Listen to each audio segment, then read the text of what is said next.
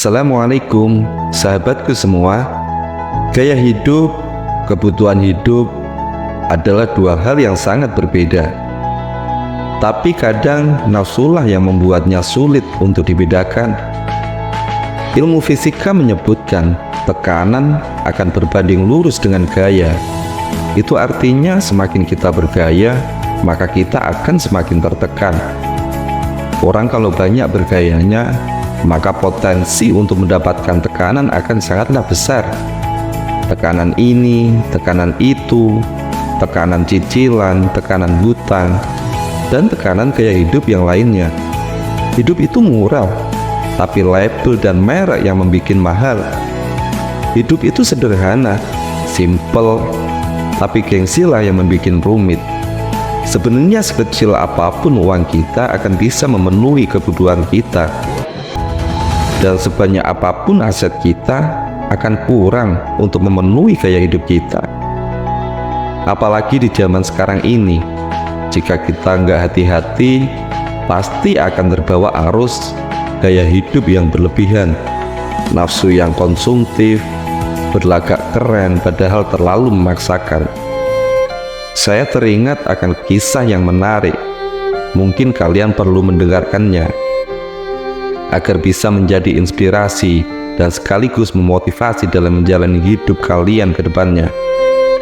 Kisah ini bermula ketika Hatim bin Aqsam, seorang ulama yang tinggal jauh di luar kota Mekah. Sosok yang sederhana, tapi setiap sifat dan tingkah lakunya menjadi panutan para ulama lainnya. Bahkan Imam Ghazali telah mengabadikan kisah ini dalam sebuah karyanya yang fenomenal, yaitu kitab Ihya Ulumuddin. Kisah ini bermula ketika Hatim bin Aqsam berangkat menunaikan ibadah haji. Ketika itu baru saja tiba di Madinah, kota di mana Rasulullah menghabiskan sisa umurnya untuk tinggal, bahkan dimakamkan di situ. Tersiar kabar bahwa di Madinah ada sosok ulama yang alim, yang terkenal, bahkan beliau juga kaya. Beliau adalah Syekh At-Tanafisi, sosok yang disegani oleh masyarakat Madinah pada waktu itu. Hatim bin Aqsam pun menyempatkan diri untuk bersilaturahmi ke kediamannya. Ketika sampai di rumahnya, Hatim al-Aqsam terkejut akan pemandangan yang ia dapati, yaitu sebuah rumah yang begitu luas, tinggi, dan juga megah. Sementara dia masih termangu akan pernak-pernik rumah yang begitu mewah. Melihat kanan dan ke kiri, terdengar sapaan orang dari dalam rumah yang tak lain adalah pemilik rumah tersebut, yaitu Syekh At-Tanafisi. Lalu Hatim bin Aqsam pun dipersilahkan masuk. Hatim bin Aqsam pun mengutarakan tujuannya. Dia berpura-pura ingin belajar ilmu agama dengan Syekh At-Tanafisi. Hatim pun berkata, "Semoga Allah memberi rahmat kepada Tuan. Saya adalah orang yang bodoh, berasal dari jauh di luar kota Madinah.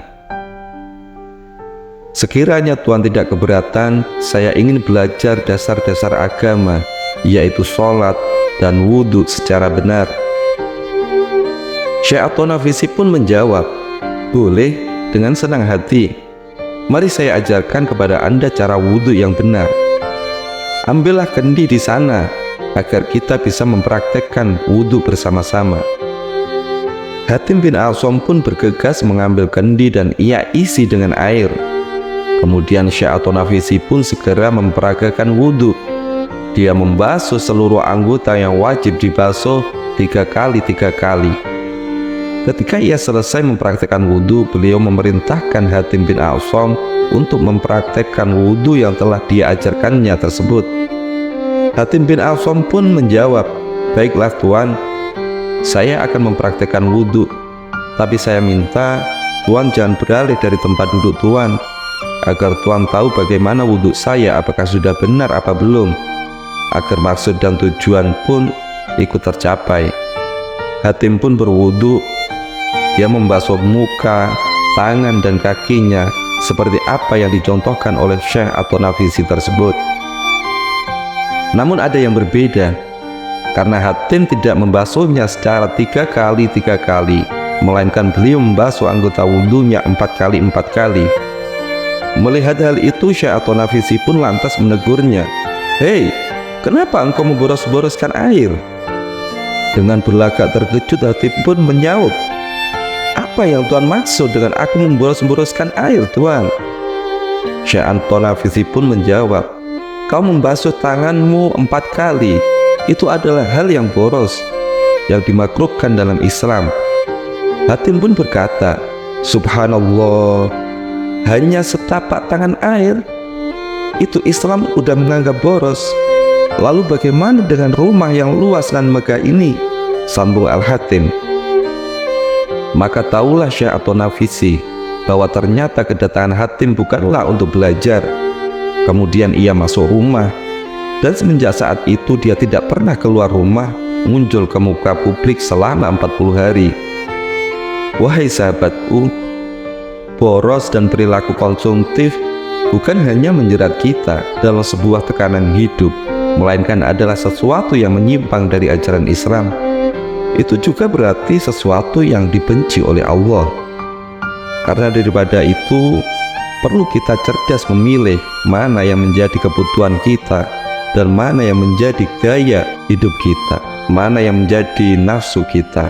Karena selain perilaku hemat disukai oleh Allah, juga perilaku hemat akan membuat kita nyaman tanpa ada tekanan dalam hidup kita. Karena segala sesuatu yang didasari nafsu pasti akan berdampak negatif pada kehidupan kita. Bukankah harta hanyalah sebuah titipan? Dimanapun dan untuk apapun harta itu digunakan, pasti suatu saat akan dimintai pertanggungjawabannya kelak. Semoga kita bisa menjadi bijak hingga nanti kita bisa selamat ketika 1 sen rupiah pun tak luput dari auditnya Allah Subhanahu wa Ta'ala, Zat yang Maha Tahu nanti di akhirat kelak. Semoga bermanfaat. Wassalamualaikum warahmatullahi wabarakatuh.